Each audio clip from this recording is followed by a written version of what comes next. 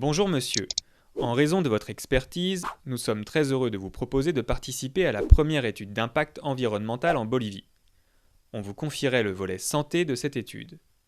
Votre mission consisterait à évaluer les impacts des activités minières sur la santé des femmes enceintes et des enfants de la ville d'Oruro. Les délais étant très serrés, si vous acceptez, montez dans le premier avion pour la Bolivie. La Bolivie est un pays d'Amérique latine de 10 millions d'habitants, caractérisé par la diversité de sa population, de ses paysages et de ses ressources minières. La population y est généralement pauvre, et les exploitations minières sont le principal employeur de beaucoup de régions. Les crises qui ont affecté les prix du marché des minerais ont cependant affaibli le secteur. Les problèmes de santé, de malnutrition restent encore très fréquents en Bolivie. Oh, le budget est insuffisant, je ne vais jamais pouvoir recruter toutes les femmes enceintes. Ah, mais il est noté que plusieurs compagnies minières ont proposé de l'aide financière. Cela pourrait être une option. Mais dois-je vraiment l'accepter ?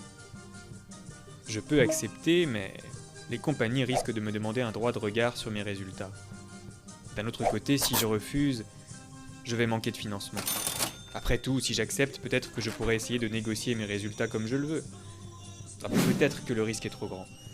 Je peux compromettre mon intégrité, et puis je ne connais pas les intentions réelles de ces compagnies. Non, finalement, il vaut mieux que je refuse.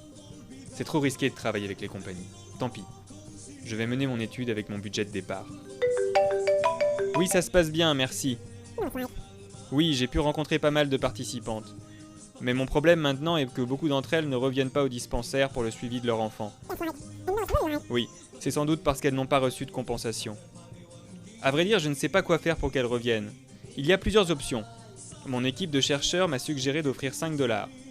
L'équipe médicale locale a proposé de donner 1 litre de yaourt. Mais moi, je me demande si d'aller les voir directement chez elles ne serait pas plus simple. Ah mais, si je décide de donner de l'argent, cela va permettre de compenser la perte de temps occasionnée par les déplacements. Et en plus, les femmes pourront choisir ce qu'elles veulent acheter avec. Mais 5 $, c'est peut-être trop dans ce contexte. Cela pourrait nuire au libre consentement. Alors si je décide de donner du yaourt, cela va permettre de répondre aux besoins nutritionnels des enfants, et c'est un aliment généralement apprécié.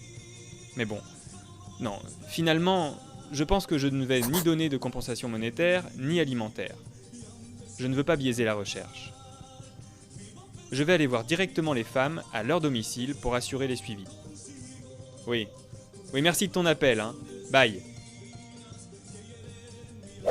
Oh là là, les bébés sont bien trop serrés dans leur linge. Mais est-ce que je dois intervenir ou pas ?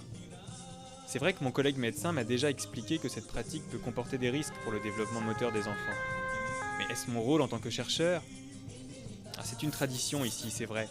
Mais je pourrais simplement proposer aux femmes de serrer leur bébé moins fort et moins longtemps dans la journée. C'est simple. Oui, je vais en parler lors de ma prochaine visite. Je suis content de la manière dont s'est déroulée l'étude. Mais tout de même, pourquoi ai-je eu autant de refus pour les visites à domicile ? Allô ? Est-ce que tout va bien ? Quoi ? Tu dis que certaines femmes n'ont pas aimé mes conseils sur l'emmaillotage et que d'autres ne reviennent pas au dispensaire. Quoi ? Qu'est-ce que tu dis ? Elles ont eu des problèmes dans leur famille ? Et les autres croyaient qu'on allait continuer de venir les voir à la maison ? Mais je suis désolé.